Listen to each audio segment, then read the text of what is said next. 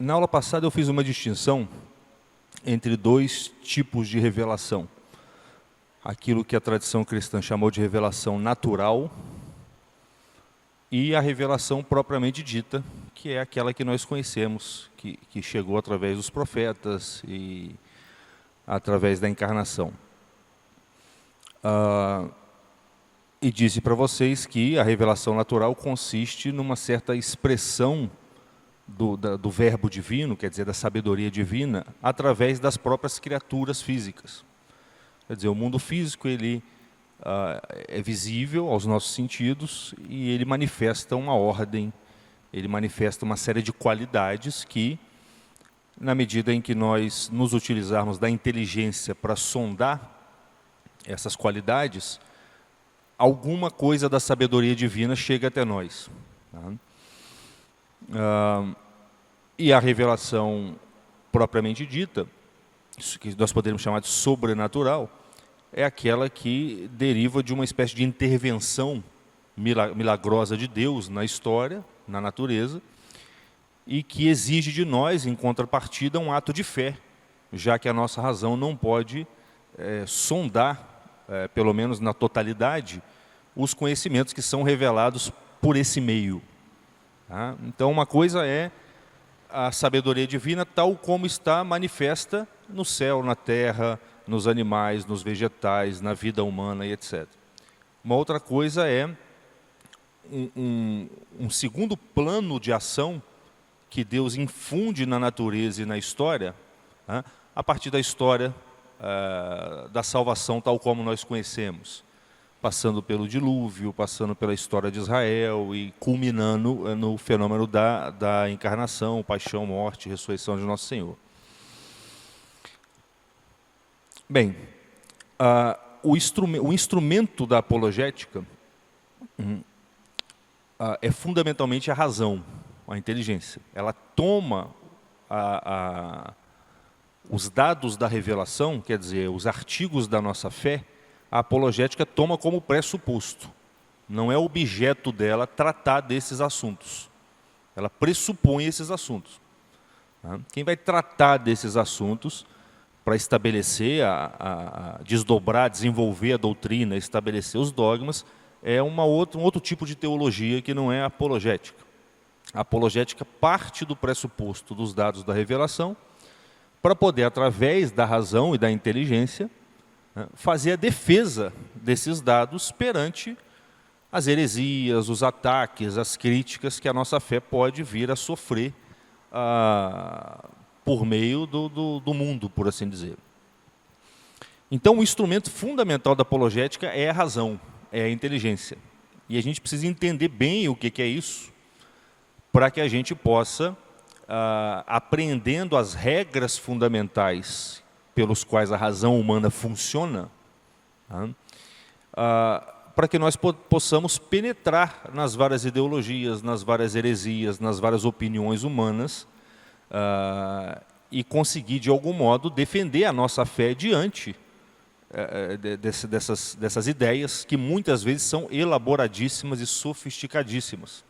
Se a gente não tem, quer dizer, a luz da razão nós já possuímos, a ferramenta para fazer isso nós possuímos. Mas se nós não conhecermos bem essa ferramenta e aprender a praticar essa ferramenta de acordo com as regras próprias dela, quer dizer, se nós não tivermos um método correto para exercer a atividade racional, a gente fica perdido no meio dessas ideologias. E é por isso que muitas vezes, inclusive teólogos muitas vezes caem vítimas de ideologia porque não foram sábios o suficiente do ponto de vista filosófico para perceber contradições em algumas ideologias que atentavam diretamente contra a fé.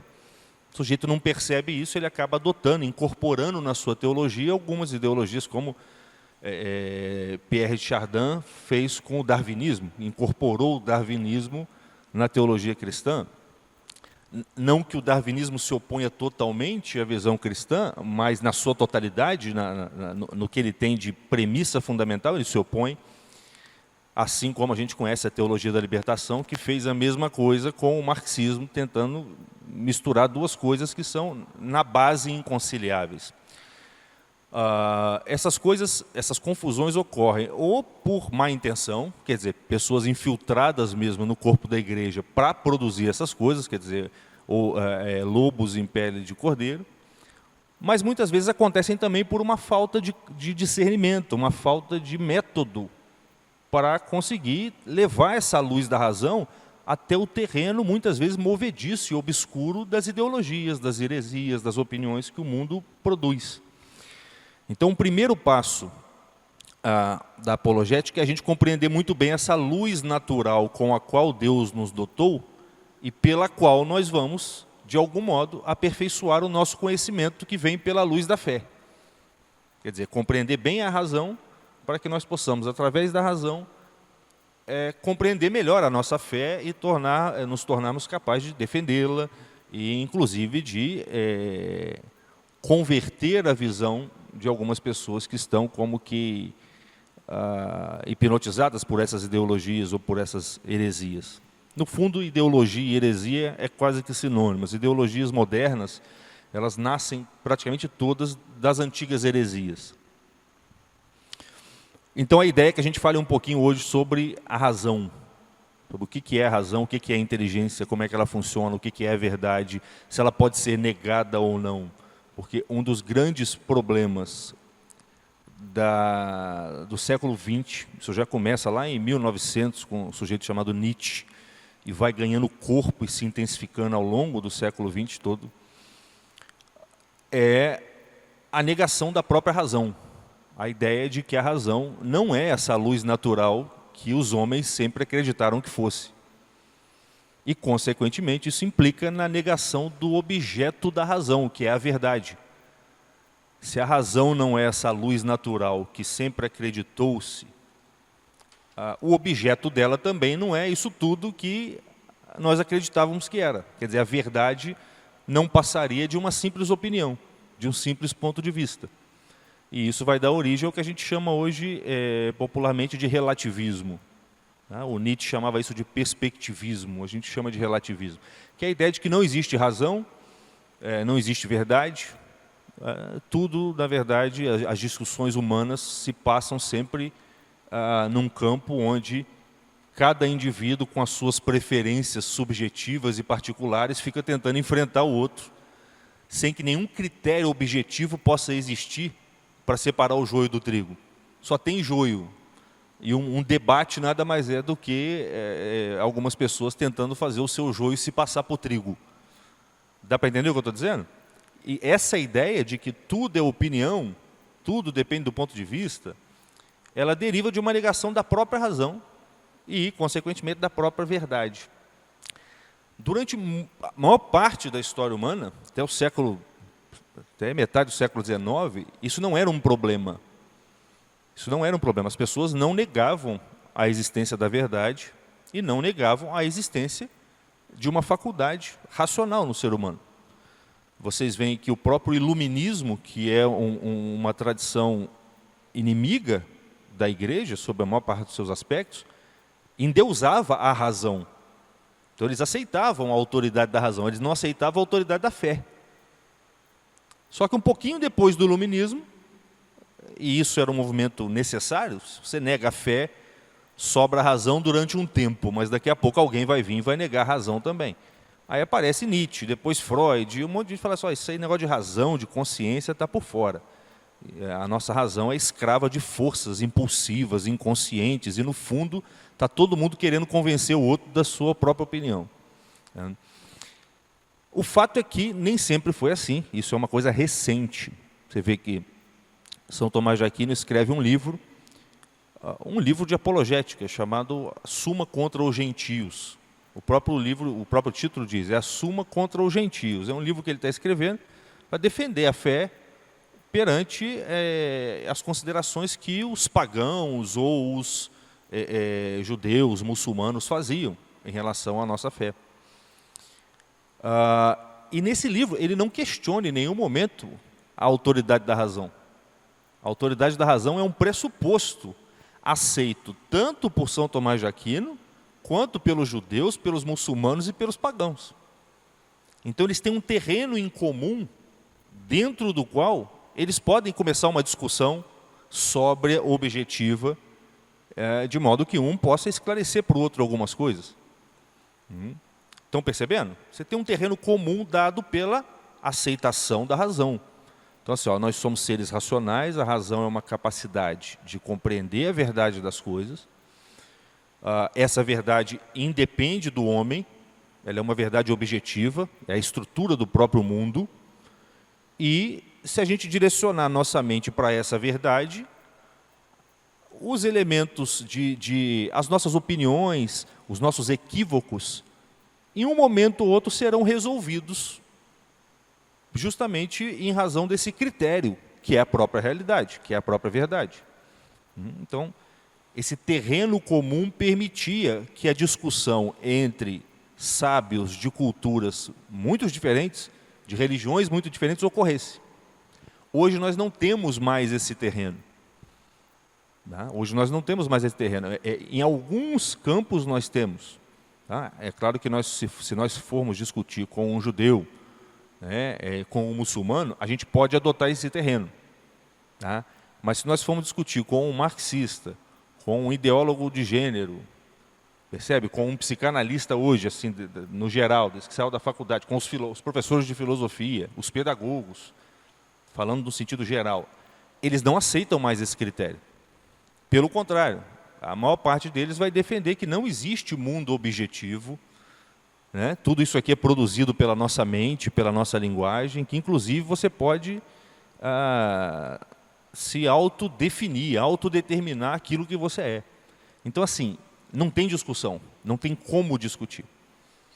De modo que o primeiro passo que nós temos que tomar muitas vezes para empreender uma discussão saudável, e inclusive para defender a nossa fé, é primeiro mostrar para o sujeito que existe nele um negócio chamado razão, inteligência, e que existe na realidade uma estrutura objetiva, que não depende da nossa opinião, e que essa razão permite a cada um de nós compreender essa estrutura e falarmos uma mesma linguagem.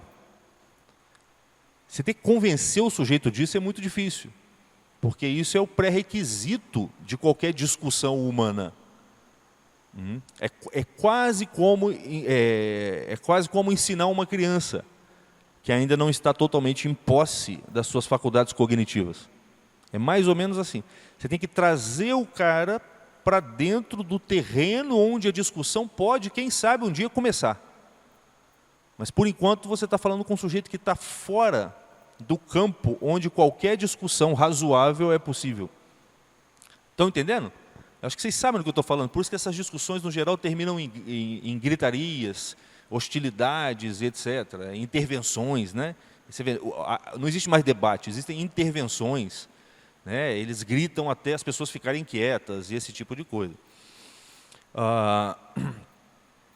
Então, estou dizendo tudo isso por quê? Porque para frisar a importância da gente entender o que é razão e como é que se usa a razão. E para a gente tomar posse desse critério pelo qual nós poderemos penetrar nas opiniões do mundo sem nos perdermos nessa opinião. A razão é como se fosse uma lanterna. Tem um trecho de uma revelação feita por Nossa Senhora Santa Catarina, onde ele diz assim: a razão é o olho da alma. A razão é o olho da alma. Quer dizer, o olho é aquilo pelo que você se orienta. Então, a razão é o que vai fazer a sua alma se orientar.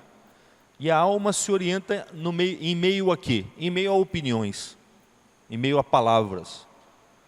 Então, hoje você entra na internet, tem opiniões para tudo quanto é lado. Como é que você sabe qual que é verdadeiro e qual que é falso? Deus te deu uma ferramenta para isso. Mas a nossa cultura apagou essa ferramenta tirou ela da nossa perspectiva. Não nos ensinou a usá-la. E também um pouco por negligência nossa. Nós precisamos tomar posse dela. Nesse mesmo trecho, Jesus continua e diz assim: a razão é o olho da alma e a fé é a pupila desse olho. Então vocês veem que confirmam o que a gente tem falado nas últimas aulas. Não tem oposição entre razão e fé, assim como não tem oposição entre o olho e a pupila. Percebe? A pupila é quase como um olho dentro do olho, uma luz dentro da luz. Bem, então vamos falar um pouquinho da razão.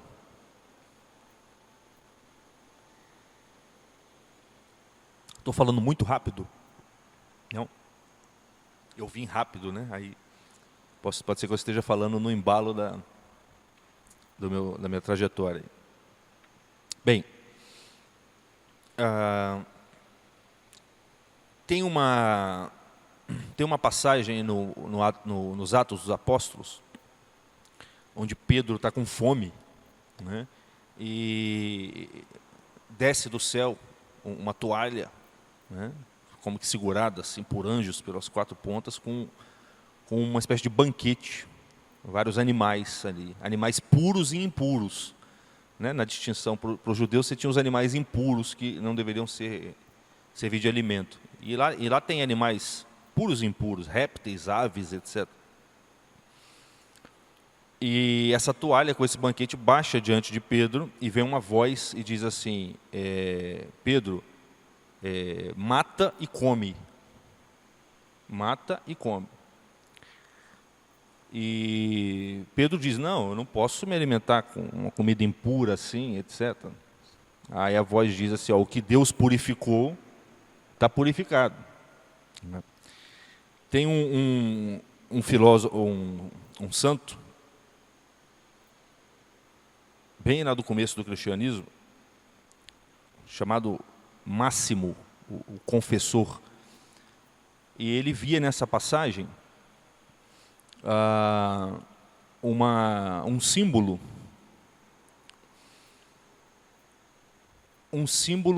daquilo que nós chamamos de revelação natural, na aula passada. Ele está dizendo assim, esses animais que descem ali como um banquete, representam de algum modo a natureza física apresentada diante do homem.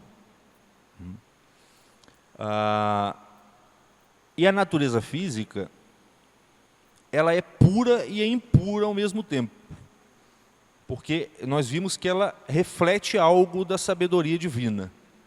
Quer dizer, a obra manifesta algo do Criador da obra. Isso é evidente, isso é inquestionável. Mas, ao mesmo tempo, ela tem algo de dissemelhante em relação ao Criador. Tem algo nela que confunde. Eu falei na aula passada, o mundo físico está sempre em movimento, as coisas se misturam, passam, se degeneram. Então, tem um aspecto do mundo físico pelo qual ele dificulta a sua percepção da sabedoria divina. Dá para perceber isso? Com qualquer obra de arte é assim. Se você pegar uma escultura de mármore, imagina uma estátua do Sócrates. Se a estátua for bem feita, você olha para aquela estátua e nem vê o mármore, você vê Sócrates. Ele pergunta, o que é isso? Você fala, é Sócrates. É claro que você sabe que é uma estátua do Sócrates, mas a imagem dele transparece tão bem no mármore, que é como se o mármore servisse somente de um apoio, de um suporte, para manifestar a imagem do Sócrates. Agora, se a escultura for mal feita, você começa a ver mais o mármore do que o Sócrates. Não é assim? Até um ponto em que você fala, não, isso aí não é Sócrates. Isso aí não é, você chama isso aí de escultura? Não é uma escultura, isso aí é um pedaço de pedra. Tudo que é físico é mais ou menos assim, né? Manifesta alguma qualidade divina, alguma essência. Tá? Você pode olhar para um ser humano, tá? Você pode olhar para um ser humano e ter uma lembrança de Deus. A presença de um santo, é isso que acontece? O jeito que está diante de um santo, tá? Aquele santo para ele manifesta muito intensamente uma semelhança que o homem tem com Deus. Então, assim, é como se fosse a presença de Deus numa escala menor. Né? Agora, quando você está diante de um bruto, né? Um perverso, né? Você não vê nem o ser humano ali mais. Você não vê nem um animal mais, porque um homem perverso é pior do que o pior dos animais. Percebe? Você viu uma espécie de matéria bruta, esquisita ali. Então, tudo o que é físico tem uma dimensão pura, pela qual ele manifesta uma essência sublime, de natureza espiritual, e tem uma dimensão impura, pela qual ele vira meio que matéria pura, ruído, né? Opacidade. Conseguem entender o que eu estou dizendo? Eu sei que não é uma coisa muito, vamos dizer assim, objetiva, mas não é difícil perceber isso.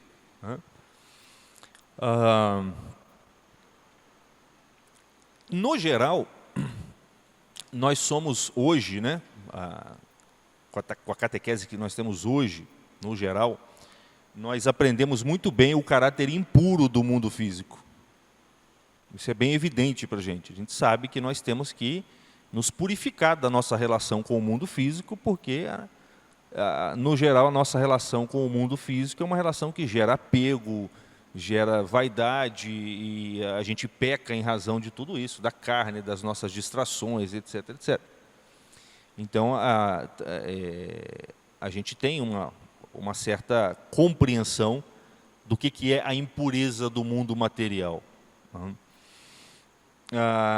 E segundo São Máximo, Deus estava querendo ensinar para Pedro, naquele momento ali, a como ter essa visão do mundo físico, pela qual ele se torna capaz de captar a pureza do mundo físico, pelo qual ele se torna capaz de compreender e de perceber a beleza, a sabedoria divina que se insinua no mundo físico. Por mais tenebroso e impuro que o mundo físico seja, ele é obra do Criador. E tem algo nele que reflete a essência do Logos divino, a sabedoria divina. É claro que ali se usa, para fazer essa analogia, se usa a metáfora da comida. Mas se você transpor esse sentido literal, que é verdadeiro, Pedro realmente estava com fome, o sentido literal ele é sempre verdadeiro, mas se você transpõe para o sentido intelectual, você percebe, olha que interessante, parece que Deus estava ensinando a Pedro a perceber, a ter um olhar mais puro para as criaturas, de tal modo que ele se tornasse capaz de perceber nas criaturas a manifestação do próprio Deus. Isso não tem nada a ver com o panteísmo, certo? Que confunde Deus com as criaturas. Pelo contrário, essa é a única maneira de você vencer o panteísmo. É você perceber que as criaturas participam da sabedoria divina. E tudo que participa de algo mais elevado, traz algo dessa coisa mais elevada. E o São Máximo vai dizer o seguinte, essa analogia é muito curiosa, porque o processo de conhecimento, que aí a gente está entrando na questão da razão, o processo de conhecimento, ele é como um processo de nutrição. Conhecer alguma coisa, para o homem, é como comer alguma coisa. Quando você come alguma coisa, primeiro você tem que matar aquela coisa. Você pega lá o cordeiro, mata o cordeiro, você vai lá, mastiga aquilo, e engole aquilo, e o seu corpo vai começar a extrair daquele ser que foi morto as vitaminas, sei lá, os elementos, os nutrientes que vão se integrar no seu corpo, como uma extração de uma essência que está ali dentro, e que só pode ser extraída se você matar o bicho. Se você não matar ele antes, você vai matar no dente, mas você tem que matar. Como você é um ser humano, para lembrar que você não é um bicho, você vai lá, faz um ritual, reza, mata, faz o nome do pai, assa e etc. Tudo isso tem uma função antropológica para lembrar que a gente não é bicho. E quando você vai conhecer alguma coisa, olha que interessante. Todo conhecimento humano parte do mundo físico. A diferença fundamental entre o homem e os anjos. Os anjos conhecem tudo direto lá na mente divina. O homem conhece as coisas pelo mundo físico. Não tem como.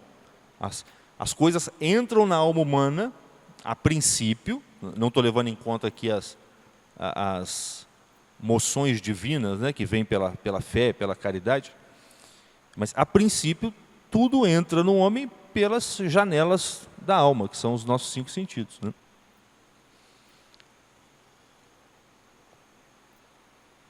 Então a gente vê um objeto físico, e a forma física desse objeto passa para dentro da nossa imaginação. Passa para a nossa imaginação e fica retida ali na nossa imaginação e na nossa memória. Essa forma que fica retida na nossa imaginação e na nossa memória, ela ainda é um pouco física. Ela já não ocupa lugar no espaço, mas ela ainda tem um colorido, ela ainda tem um certo cheiro, ela ainda tem uma figura sensível. Pensem, pensem no que vocês comeram no almoço hoje. Vem o desenho daquilo na imaginação de vocês. Vem até um pouco do sabor daquilo, como um eco que ficou ali na sua imaginação. É muito diferente do objeto que você comeu mesmo. O objeto que você comeu mesmo grudou no seu dente. Teve que escovar o dente depois. Esse aí não gruda no dente. Mas ele faz você salivar, dependendo da situação. Percebe? Isso aí é o objeto da imaginação. O objeto da imaginação é a forma sensível, percebida, sensível quer dizer percebida pelos sentidos. É a forma sensível do objeto externa sem a matéria que faz ele ocupar um lugar no espaço. Eu olho para essa carteira aqui, essa carteira ocupa um lugar no espaço. Eu olho para ela, mas eu tiro ela daqui, agora eu imagino ela. Só que na minha imaginação ela não ocupa lugar no espaço mais, mas ela ainda é marrom, ainda é meio quadrada, retangular, etc. Estão percebendo?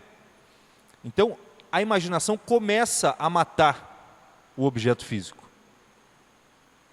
Dá para entender essa metáfora? Ela começa a matar o objeto físico e a mastigar ele.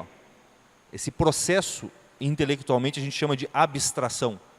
Ela começa a abstrair, ela abstrai a matéria. Deixa a matéria aqui e fica só a imagem sensível, que é aquela que fica no seu sonho. Quando a gente sonha, o que acontece é isso. A gente fica trafegando pelas imagens da nossa imaginação que foram retidas dos objetos físicos externos. Tá difícil isso ou está dando para entender? Eu sei que não é muito fácil, mas também não é uma coisa muito simples. Certo? Quando eu vou comer um pedaço de bolo, para comer o bolo eu tenho que destruir o bolo. Mas eu posso ver uma pessoa aqui, estou vendo a Amanda aqui, e a Amanda poderia nem perceber que eu estou vendo ela. Quer dizer, quando eu pego a imagem da Amanda e boto aqui dentro, isso não acontece nada com a Amanda. Fisicamente ela continua lá sem saber nada. Você vê os adolescentes que se encantam pelos ídolos pela televisão, e nunca viram aquelas pessoas e se suicidam, sei lá, por conta de alguém que ele nunca viu, só por causa de uma imagem. Então esse é o objeto da imaginação. E esse ainda não é o objeto da razão, da inteligência. Tá? O objeto da inteligência, você tem que matar mais um pouco. O nutriente que alimenta e que nutre, que sacia a inteligência, ainda não apareceu. Você tem que quebrar mais um pouco ali. Estão percebendo? Você já conseguiu pegar o nutriente da imaginação, porque você abstraiu a matéria física e reteve a figura imaginária do objeto, que a gente chama de forma sensível. Tá? Essa forma sensível, ela não tem mais a matéria física, mas ela tem qualidades físicas. Tem algo de cheiro, algo de cor, algo de tamanho, algo de sabor ali na imaginação.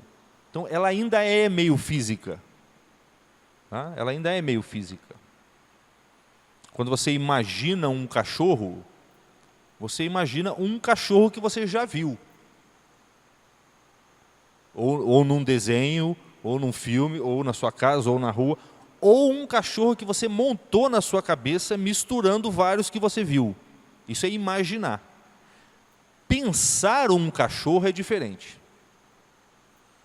Quando você pensa um cachorro, quando você entende o que é ser cachorro, esse conceito, esse objeto, que a gente chama de ser cachorro, a essência do cachorro, já não tem mais cor, já não tem mais tamanho, já não tem, não só mais matéria, mas não tem mais qualidades sensíveis nenhuma. É uma pura essência de cachorro. Isso é mais difícil. Por quê? Porque a gente está avançando na direção de um processo intelectual muito sutil. Mas eu vou dar um exemplo que talvez facilite. Quando a gente entra na escola, é pequeno, e vai aprender matemática, a gente aprende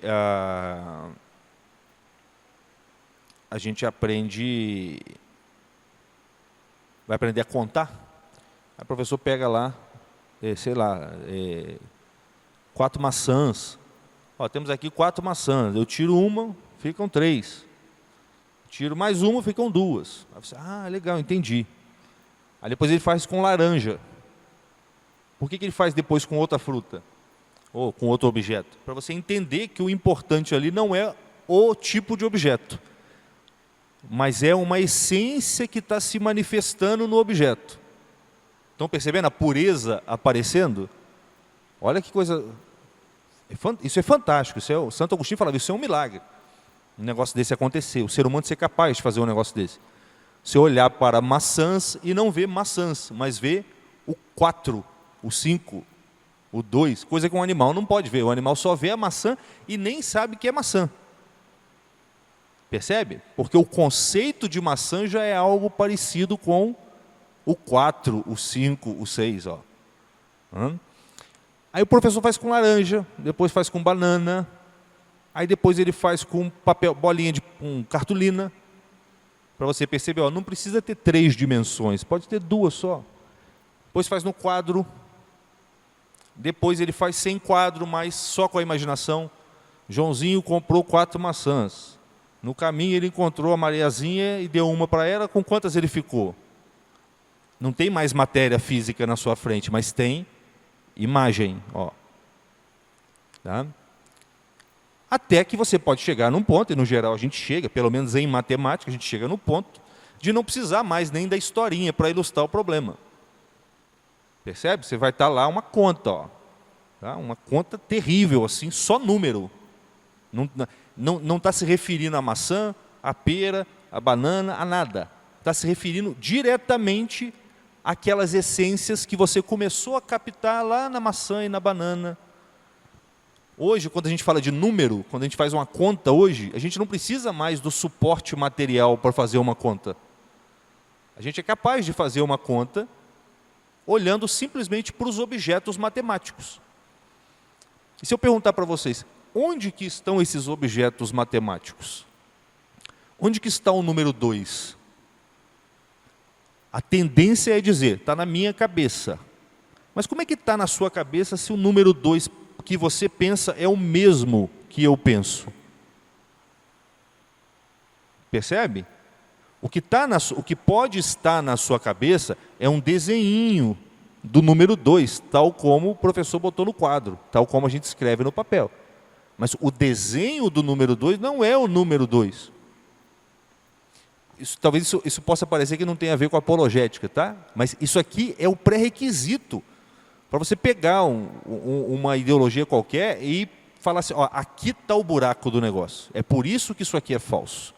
E pegar a doutrina cristã e fazer o raciocínio e falar, ó, é por isso que tem que haver ressurreição dos corpos. Ó. Por incrível que pareça, ressurreição dos corpos é uma coisa que a razão humana pode provar, que tem que haver. Só que para você chegar nesse ponto, você tem que estar muito treinado nisso aqui que a gente está fazendo. Muito o que eu falo é assim, você não tem que ser um doutor em filosofia, não. Você tem que se acostumar com essa atividade intelectual. E para se acostumar com ela, você tem que entender o objeto da razão. E o objeto da razão são coisas invisíveis, que, no entanto, existem. Quem vai negar que o número 2 existe? Quem vai negar que 2 mais 2 são 4? Independente se é maçã, se é banana ou o que for. E não dá para dizer que essas coisas, que os números estão na nossa cabeça. Eles estão, num certo sentido, eles não estão em lugar nenhum, porque ocupar um lugar é algo próprio de coisas físicas. Coisas que não são físicas não ocupam lugar no espaço. E, no entanto, existem. Percebe? O número 2 existe.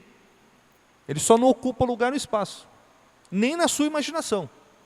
Sua imaginação, você tem a grafia ocidental do número 2. Que num outro povo, se você fizer isso aqui para sei lá, para uma tribo indígena, talvez, dessas que tem lá, que nunca teve contato com o ser humano, eles não vão saber o que é aquilo. Mas, sem dúvida, o número 2 eles conhecem. A essência 2 eles conhecem. Percebe? Porque essa essência 2 está no mundo, está na natureza. Deus te fez com 2 pés, com 2 olhos, com 2 mãos, para que um dia você fale, nossa, que curioso o número 2, né? Boa parte das coisas da natureza existem sob a forma da dualidade. No princípio Deus fez o céu e a terra, separou as águas de cima das águas de baixo, fez o sol e a lua, fez homem, macho e fêmea. Estão percebendo? Tem o apóstolo mais amado e o apóstolo que mais ama. Estão percebendo? Você tem uma... Então, quer dizer, o número 2, quer dizer, as coisas físicas que aparecem na forma de dualidade, elas estão te manifestando algum sentido espiritual, que é o sentido da dualidade. O que isso significa? Não é o objetivo nosso aqui agora, mas eu estou querendo conduzir com vocês um trajeto do mundo físico para o mundo da inteligência.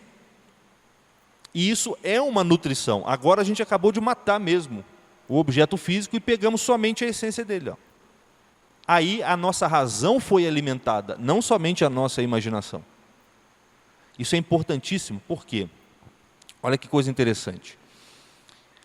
A maior parte das ideologias que existem hoje, elas são oriundas da imaginação e não da razão. Por isso que quando a gente ouve falar do conteúdo dessas ideologias, a gente fica assim, mas como é que pode alguém acreditar num negócio desse?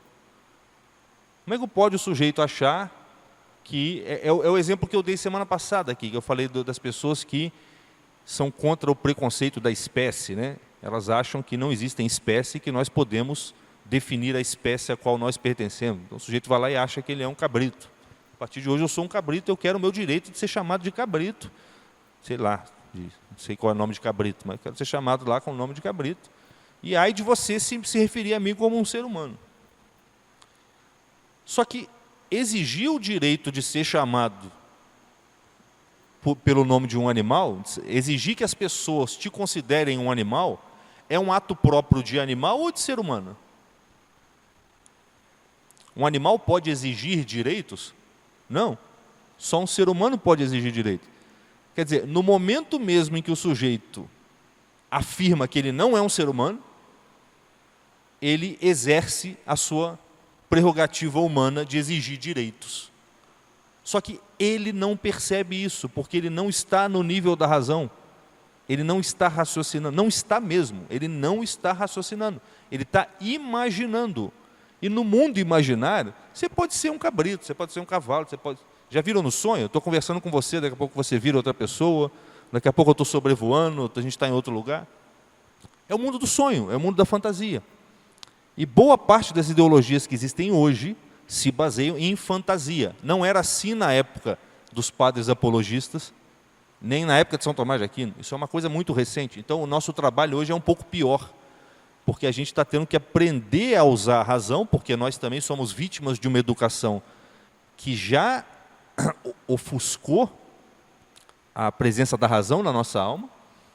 Nós adoramos coisas como inconsciente, o que os meus sonhos querem dizer sobre a minha essência, coisas desse tipo, a história, o contexto que determina o que eu sou. Isso tudo aí é coisa que vai tirando de você a sua autonomia, a sua semelhança com Deus. Por mais que elas possam ter em algum grau, algum sentido. Então, o que acontece? A maior parte das ideologias de hoje, com as quais nós vamos tentar passar a peneira nelas aqui ao longo desse curso, estão trabalhando no nível da imaginação. Então não vai ser muito difícil a gente perceber o ponto fraco delas. O difícil é a gente conseguir desenvolver um raciocínio tá? Que consiga se comunicar com essa pessoa que está no nível da imaginação. Percebe? Às vezes, a única maneira de você fazer isso é você chamando a atenção da pessoa para o dia a dia dela. Porque uma coisa é certa, dentro da sala de aula, na internet, na faculdade, na televisão, quer dizer, quando você está falando, você pode negar a existência da verdade. Você pode negar a essência das coisas ou o que for. Tá? Mas na hora de viver, se você nega, você se dá muito mal. Imagina, um sujeito que começa a negar que 2 mais 2 não é mais 4, é o que você quiser. É você que define, tem isso, tá? Na hora de pegar um troco, na hora de sacar um dinheiro no banco, se o caixa segura o dinheiro dele e solta só metade, ele vai se sentir injustiçado ou não? Claro que vai. Porque nesse momento, ele esquece a ideologia. E na vida prática, ele sabe que 2 mais 2 é 4. Estão percebendo? Então, às vezes, a única maneira de você chegar numa pessoa dessa é você tendo que esperar uma oportunidade desse tipo e mostrar para o sujeito isso. O que tem um caráter quase que de piada, né? É quase que uma piada. Você fala, você não acredita em matemática? Não? Então tá, então vamos fazer um acordo aqui. Eu te dou uma nota de 100, quer dizer, você me dá uma nota de 100, eu te dou 2 de 20, a gente vai trocar. Pode ser? Você aceita? É claro que ele não vai aceitar. Bem, em cima daquela imagem que nós temos na imaginação, a nossa inteligência, ela abstrai mais um pouco aquilo ali, ela separa o resto de matéria que ficou na imaginação, ela separa as cores, a figura, o tamanho, o gosto, o cheiro, e deixa sobrar somente o ser daquela coisa percebida. Então vamos supor que eu tenha visto um cavalo. Eu vi um cavalo físico aqui na minha frente, passei a mão nele. Depois eu imagino esse cavalo em casa, já não tem mais a matéria, mas ainda tem a cor do pelo, ainda tem um pouco do cheiro, ainda tem a figura, o tamanho, a cor. O que a minha inteligência faz? Ela tira todas essas características sensíveis, físicas, e deixa sobrar somente aquilo que fez daquele ser um cavalo. E o que faz dele um cavalo não é o tamanho, não é a cor, não é o cheiro, não é a figura. Por mais que essas coisas tenham alguma coisa a ver com o cavalo, mas não são elas que fazem daquilo ali um cavalo. O que faz daquilo ali um cavalo, por que não são essas coisas que fazem daquele ser um cavalo? Porque tem cavalo que é branco, tem cavalo que é menor, tem cavalo que é maior. Tem cavalo com um tipo de cheiro, tem um cavalo com outro cheiro. Percebem? Mas todos eles são cavalo. Como é que pode? Eu tenho um branco e um preto, mas os dois são cavalo. Eu tenho um com pelo de um jeito e um pelo de outro, mas os dois são cavalo. Estão entendendo? Quer dizer que tem alguma coisa ali que faz com que aquilo seja cavalo. Só que, prestem atenção, essa coisa que faz com que aquele ser seja cavalo, ela já não é mais uma propriedade exclusiva daquele cavalo. Porque ela tem que estar presente em todos os outros cavalos. Senão eles não seriam cavalos. Estão percebendo? Olha o salto que a gente está dando. Do cavalo físico, eu vou para um cavalo imaginário, tá? Que não é aquele ali, mas está mais próximo, está um pouco próximo daquele ainda, é uma imagem sensível daquele, mas com a atividade da inteligência, por trás, dentro daquela imagem que está na minha imaginação, eu capto a essência do cavalo, o ser do cavalo. Só que quando eu capto isso, eu já saí do individual e fui para o universal. Porque isso que eu captei é algo que está presente em todos os cavalos. E é por isso que eu consigo reconhecer os vários cavalos que existem.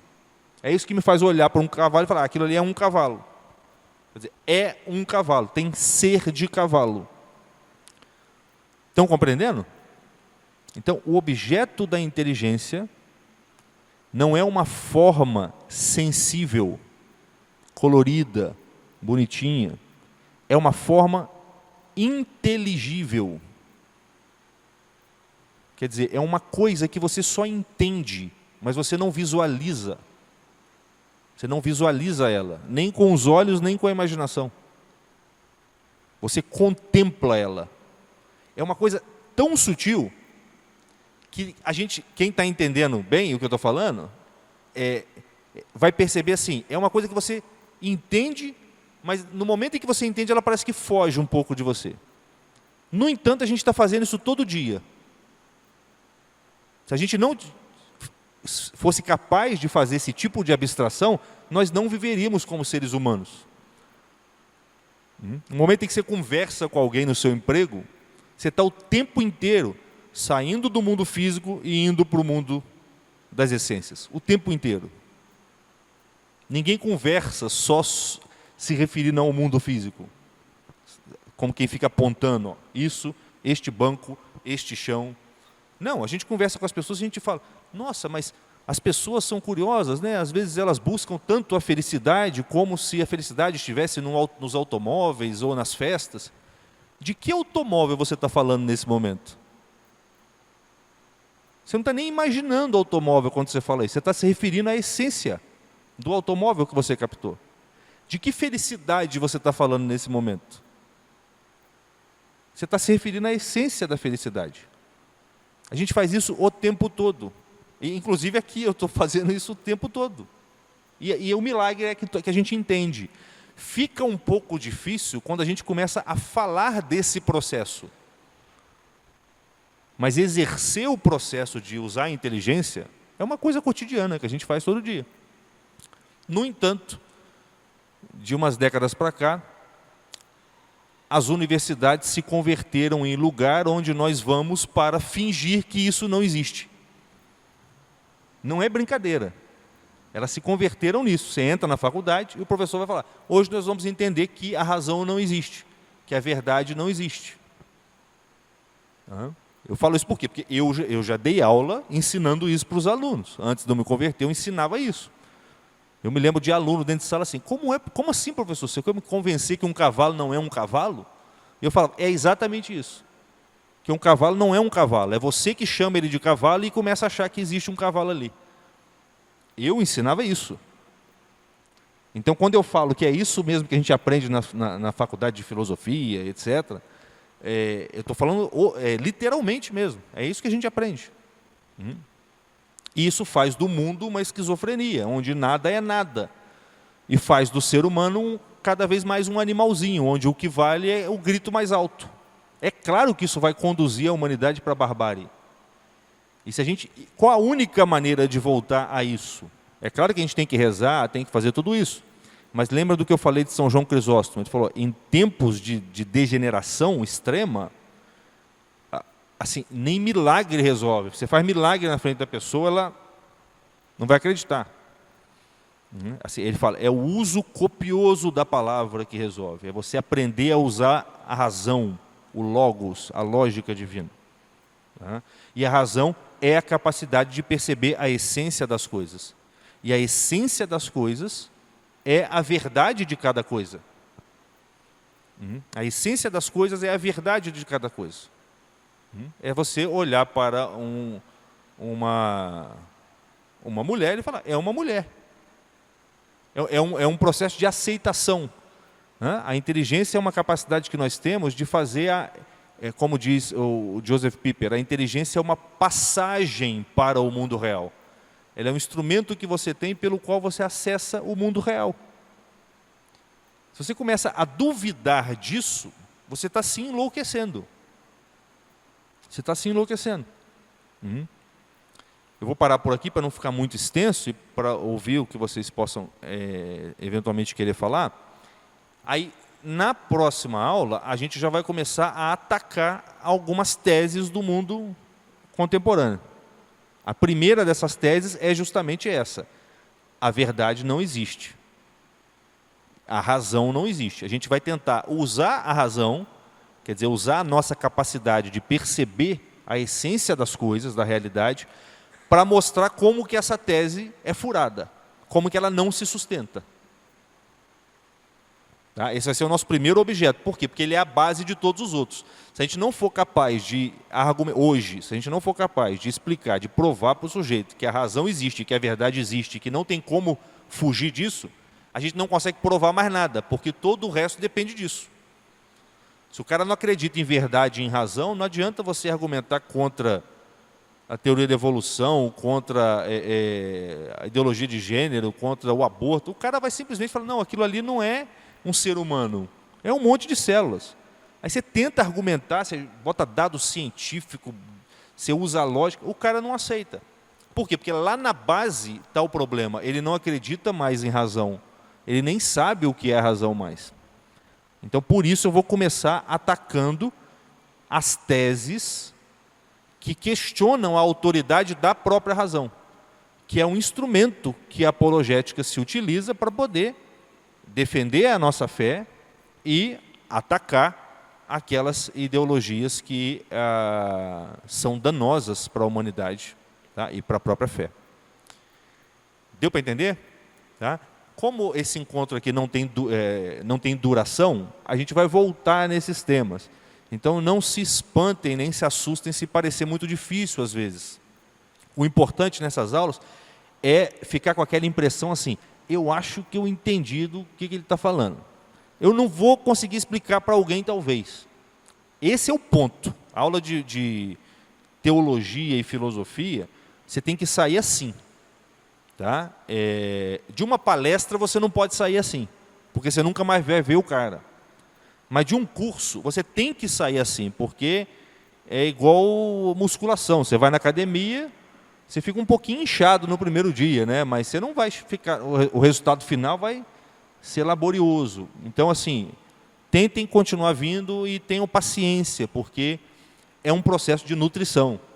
E quem come rápido demais passa mal, então a gente tem que ir se alimentando devagarzinho. Uma hora a gente começa a visualizar com mais clareza esses objetos e aprende até a utilizá-los com maestria, para poder se tornar mestres da argumentação, como certamente vocês já ouviram falar do Chesterton, C.S. Lewis. Esses caras eram mestres da argumentação. Ninguém podia com esses caras. E Sócrates, C.S. Lewis era considerado um novo Sócrates. E o que o Sócrates falava? Não sou eu, não é mérito meu, é a razão. Eu só procuro seguir a razão. E se você acha a razão, ao contrário da opinião, a opinião aumenta a sua soberba. É a minha opinião. Né? Se você achou a razão real, o logos nas coisas, isso te dá humildade. Por quê? Porque assim, não sou eu. O mérito não é meu. Eu só estou me enquadrando, me guiando por uma luz que está parte em mim, porque Deus me deu, e parte no mundo, porque Deus fez as coisas inteligentemente. Então as coisas são ordenadas. Ok? Então, se vocês quiserem fazer alguma pergunta, por favor, façam.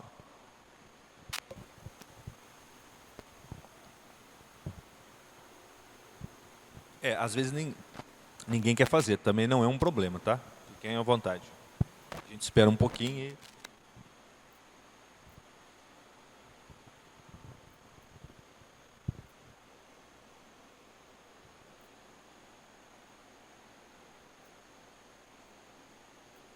e... Acho que não, né? Deu para entender, gente? Tá? Se vocês podem, por favor, me interrompam, perguntem, porque... eu acho que dá para falar de coisas difíceis fazendo as pessoas entenderem, entendeu? Só que aí a gente tem que ter uma certa paciência mesmo. Coisas muito fáceis não deixam a gente mais inteligente. Livro que você lê e entende tudo, assim, entendeu? Você vai sair indicando para todo mundo vai ler e vai achar muito legal, um batendo no ombrinho do outro, você precisa ler. Isso aí não te deixa inteligente. O livro que te deixa inteligente é aquele que você entende um pouco dele. E aquele pouco que te entende, você fica assim, caramba, tem um negócio aí. E é isso aí que vai te... É como musculação mesmo. Você machuca um pouquinho o músculo para ele ficar mais forte. Então tem que machucar um pouquinho a inteligência. Não pode ser obscuro demais, tá? Não pode ser obscuro demais, mas não pode ser claro demais ao ponto de eu só falar daquilo que vocês já sabem. Estão percebendo? Então a gente tem que achar uma mediana aí que faça com que a gente pegue o fio da sabedoria, que é sempre maior do que a gente, mas está sempre disponível para a gente. E por isso a gente pode crescer em sabedoria. Ok? Então é isso.